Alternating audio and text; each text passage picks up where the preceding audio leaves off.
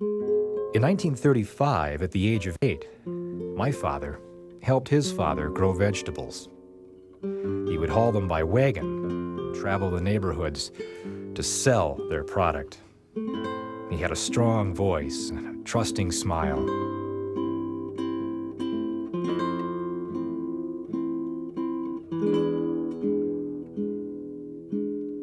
In 1948, at the age of 21, a World War II veteran and the father of 2, he woke early, took the lunch his wife packed, and headed to a nearby construction site.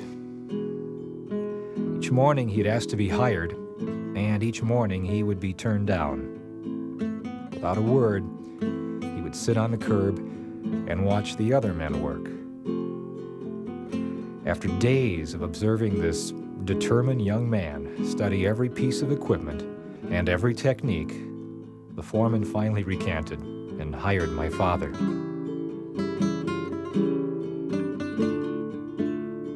Soon, my father went back to what came natural: selling. He made the word challenge his answer to all life's surprises, and he prospered. He taught me the second rule of survival: that determination will overcome any obstacle if you don't let anyone dream your dreams for you. Now, at an age where other men welcome retirement, he dreams of new challenges, meticulously works in his garden, and remains silently proud.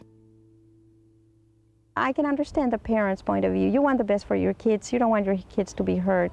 You want your kids to be accepted by others. And they would not play with the other Mexican children. They would be playing with the Anglo-American children. But I think this was very hurtful to those children because they knew they were Mexican. Historically, when the U.S. is well off, the racial prejudice against immigrants goes way down. And when the U.S. has real or perceived economical problems, then the racial prejudice goes up. In fact, in 1907, when there was an economic crisis, a recession, the first recession in the United States in this century, Mexicans were expelled as a result of scapegoating and a result of a lot of things that you see in every period of recession in the United States ever since. You would have to take into account a tremendous contradiction in the definitions of Mexican immigration to the United States.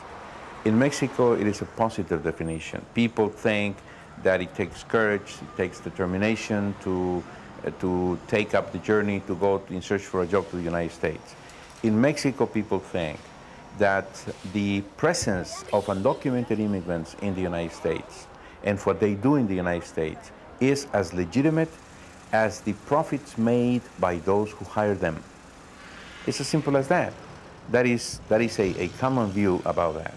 And then when you see the realities, of course, in the United States, nobody questions the profits of somebody that has hired an undocumented immigrant. That has been seen in the elections where candidates are just arguing one to each other, accusing mutually that they have hired an illegal alien.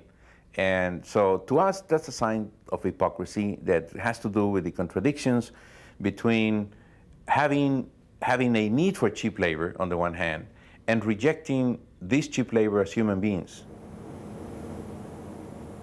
16 years after my grandfather's death, the United States deported 12 illegal immigrants working at Quality Aluminum.